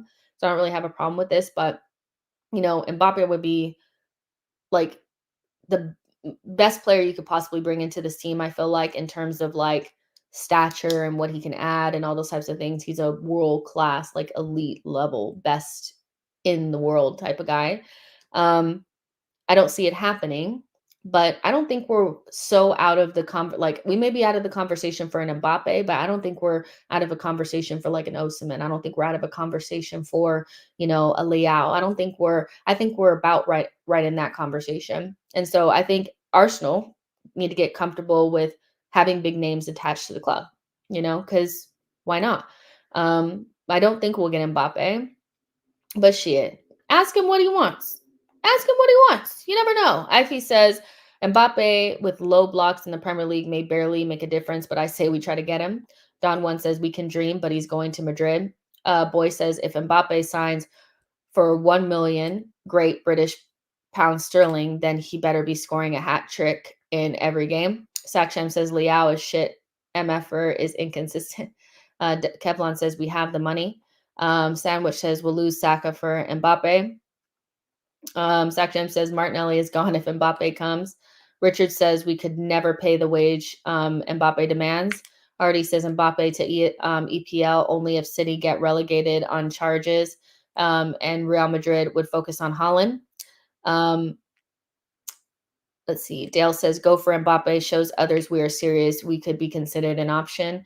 Hakuza says Mbappe would be insane. Don One says 1 million a week. Let's go. Sandwich says Mbappe will come, but it will trade all of our young. Quote me on this. Chosen One says Mbappe and with Saka and Gabby would be insane. Kahendo says I had that Arteta want to send Fabio on loan. Are we expect a new player to replace him? I'm not sure.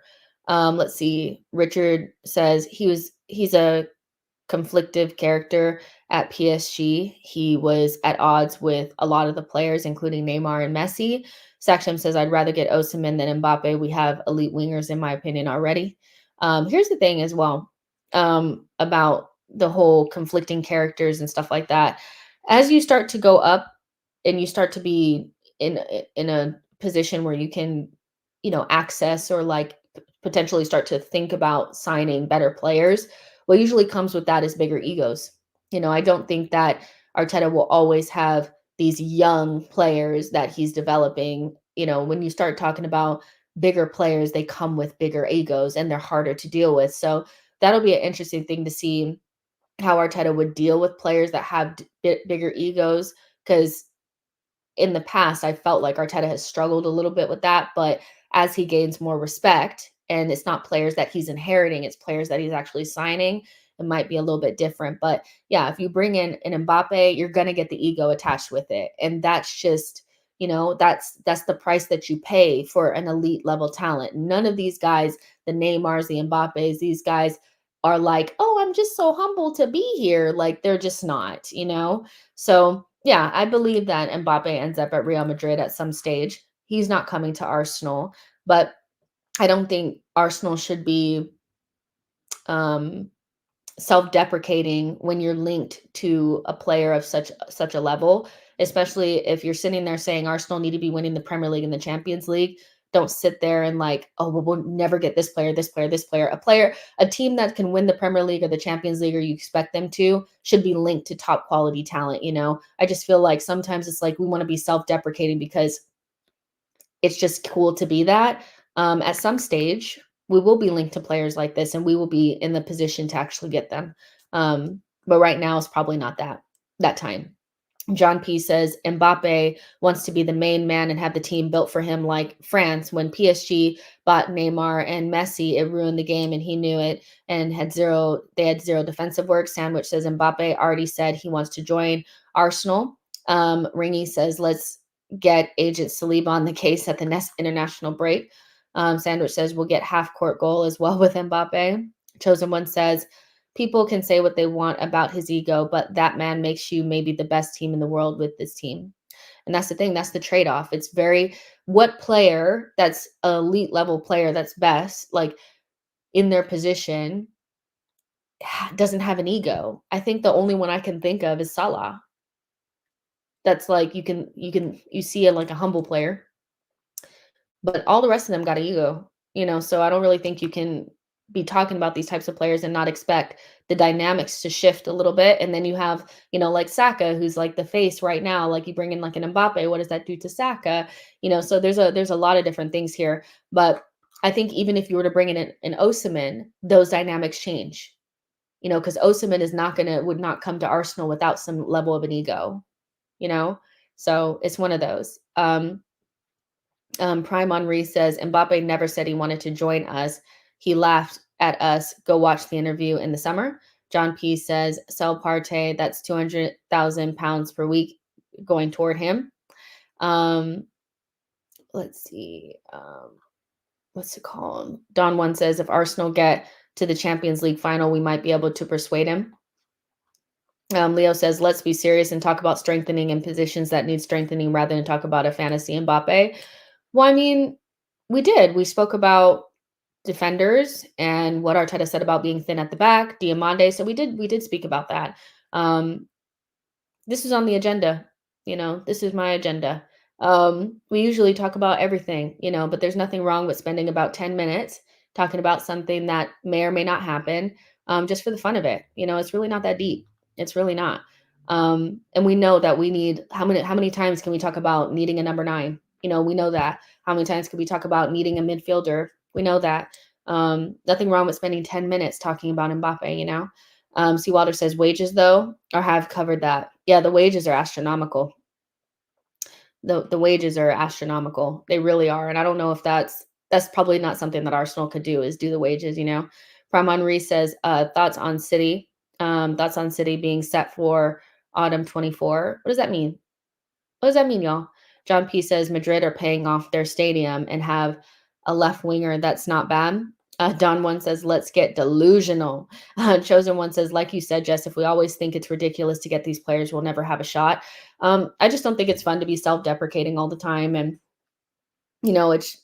it's not going to hurt anybody to speak about it for 5 seconds or like 10 minutes. And we've spoken about bringing in a center forward. And when those, links develop a little bit more, we'll talk about that. When the links develop a little bit more on a midfielder, we'll talk about that. But I think we've covered the gambit today. We've covered what happened in the 6-0. We've covered, where our players are in terms of like world class and what kind of seasons they could have. Gabriel Jesus, Tommy, Kivior. We've covered a lot of stuff. So let me have 10 minutes of talking about Mbappe, because I feel like it. Richard says, I have to admit, Mbappe with that 14 would be a sight to behold. The McChronicle says, oh, that's about City's FFP trial date being set of the fall for next year. Okay, so like, I think I saw something about that, like it won't be set until 2025. And somebody also said Pep's contract is up in 2025. So, so maybe he wouldn't extend or anything until he saw what happened with that. I don't think anything is going to happen to City, if I'm honest with you, because I think it would have happened by now. But we'll see. We'll see what happens. Because if something happened to them, that would be insane. But I just don't think, I think the reason why it's okay for them to hold Everton to a certain account is because it's Everton. But when it's Chelsea, when it's Man City, I just don't think they're going to actually do anything, especially because they got all these lawyers that can find loopholes and all this kind of stuff. I think it's going to be really difficult to get City. Drago says defensive depth will be good. Timber, right back, Zinni, left back, Tommy, White, Kivior, bench depth. Prime Henri says the judgment day for cheating is set on autumn 24th, ended by 2025 earlier. Let's see what happens. Lionite says, let's talk about Partey soon back. We'll talk about Partey more when he's actually back and like ready to play, I think. But yeah, potentially him and Emile Smith-Rowe are going to be available before the January break, which would be great.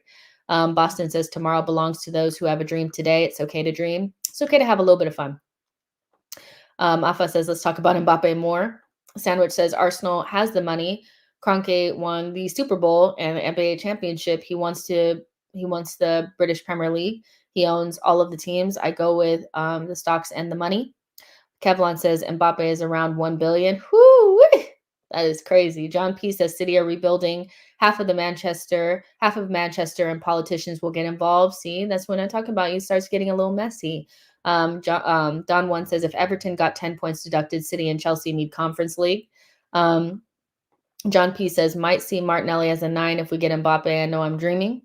Yeah, I mean, listen, there was a point in time where if you had said that we would spend 100 million on a player, you would have laughed.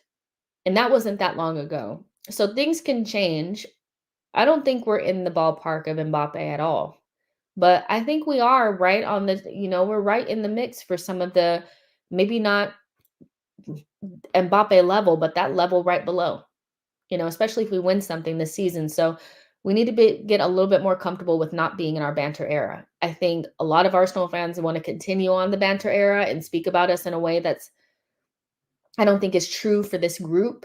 And so the faster we get used to being linked to really good players, the better. And we shouldn't always just, we're not going to get them. We're never going to get them. Like, why why can't we? It was it was just only like 2 years ago where if you would have said we would have bought Declan Rice for 100 million, you would have said no, we would never do that. So come on now. Let's let's update it a little bit. May not be Mbappe, but could be an Osimhen. It could be an Osimhen.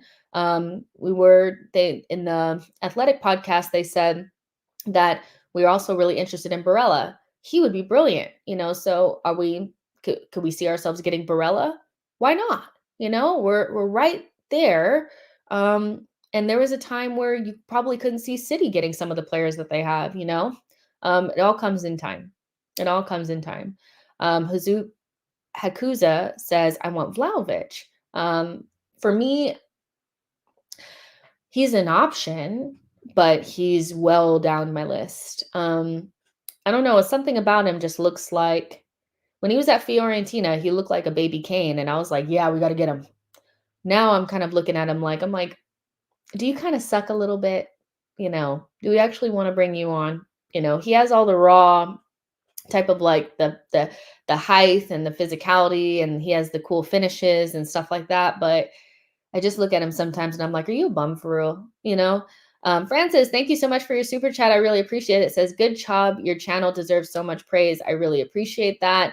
I just want to remind you guys that in about an hour's time at 2 o'clock my time, which I guess will be like 10 p.m. your time, I'll be on the Arsenal Opinion podcast. If you guys haven't seen, I was on the Arsenal Forever podcast today, so you guys can watch that at any time. And I'll be on the Top 6 show on the Football Terrace tomorrow. Saksham says, Jess, Allegri ball takes a lot out of you. Fair enough. Says, if Mbappe is smart, he will come to the Premier League to compete with Haaland and try a Messi versus Ronaldo from Wish type beat. I love that too. But do you think Mbappe actually cares about like this whole Haaland thing? I feel like, does he really care about it? I'm not sure, because I feel like if he really cared about it, he would have left already, Only is the day it says Santi Jimenez is a good one. He's above Vlahovic to me in the pecking order. Don One says Vlahovic is a Chelsea signing. Ify says, give me Barella all day long. Richard says we should get Thierry on the phone to Mbappe. It would really take some like real convincing, and I think we'd have to win some shit. Like if we would have to win something, and to show like proof of concept, because he's not going to want to come and help us get there. He's going to want to like feel like it's already happening, if that makes sense. And so, yeah, I think it would take a lot of convincing, like a lot of convincing. Sandwich says Santi is a steal, and I hope we get him. Lord Bettner says Bettner was trash for Juve. No thanks. Chosen One says Osimhen would also take Arsenal to another level in terms of their ceiling. That would strike fear in Europe. I agree with that. P. Trim says, Jess, what's your time? 12:44. C. Walder says Wahi needs an eye kept on him. Were you guys impressed enough with Wahi that you would want him at Arsenal? I feel as though like he's somebody that you admire from afar, but I don't know if we already had like our main striker and we were looking for somebody to like be a backup, he would be somebody I'll be looking at. But because it feels like we're looking for like our main guy, he wouldn't be somebody that I'd want at Arsenal. Lionite says Mbappe cares about copyrights. Haaland cares about football. Kevlon says I'll be there. Talking about the show later. And Saksham says Wahi is clear of Osimhen, not clear of Osimhen, clear of Nketiah. I was saying that yesterday on the watch along. I was like, Wahi is what some people think Nketiah is. That guy is clear of Eddie. It's crazy. But yeah, he looked good, but not good enough for me to be like, yeah, that's the guy we need to get. He just looked like a really decent like striker, Football says Mbappe prefers Arsenal to Liverpool. Boston says Osimhen, Diomonde, and Fofana, and we are cooking. Listen, Osimhen, Diomonde, and another center midfielder, and we're good to go. I don't think we need like 4 or 5 players. I think we might need like, if we get somebody in January, we sell a couple. We probably only need 2 in the summer. So yeah. Dave says, not disagreeing with your Salah comparison, but it should be pointed out that Salah is known to play a relatively selfish game. Saka is all more impressive when you realize he's not like that.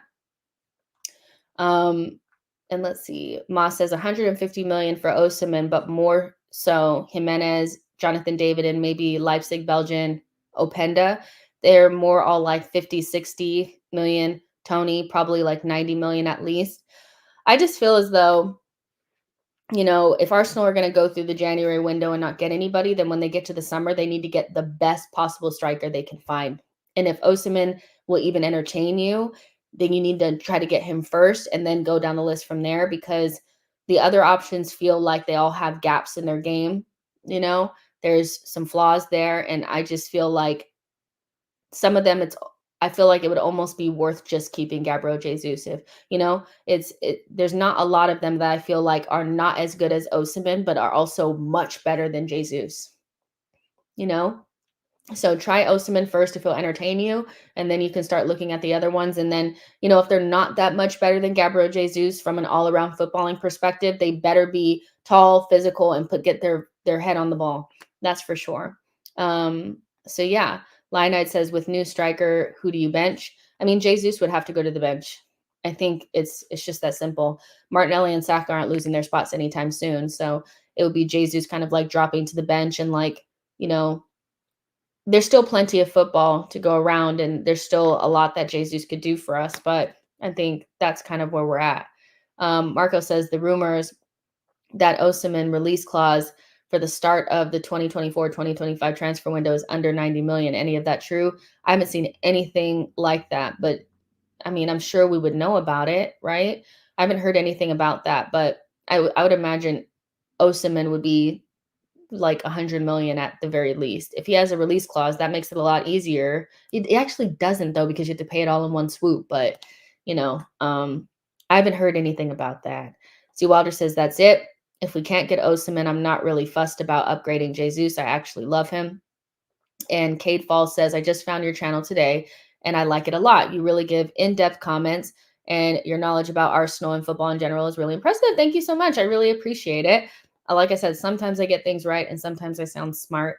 And yeah, but we've been speaking for almost 2 hours, you guys. But this is what I wanted to do. I just wanted to hang out with you guys for about 2 hours or so and just chit chat about the aftermath of our win. So like I said, I'll be on the Arsenal Opinion podcast. You guys can go back and watch Arsenal Forever. And then tomorrow, if you guys want to see something live, I'll be on the Top 6 show on Football Terrace. You guys can hang out with me there. But make sure you guys get into the comments after. It really helps the channel if you guys like, subscribe, and comment, which would be great. And yeah, I will talk to you guys on the next one. Yeah, I'm like, what else do I say? Bye, guys.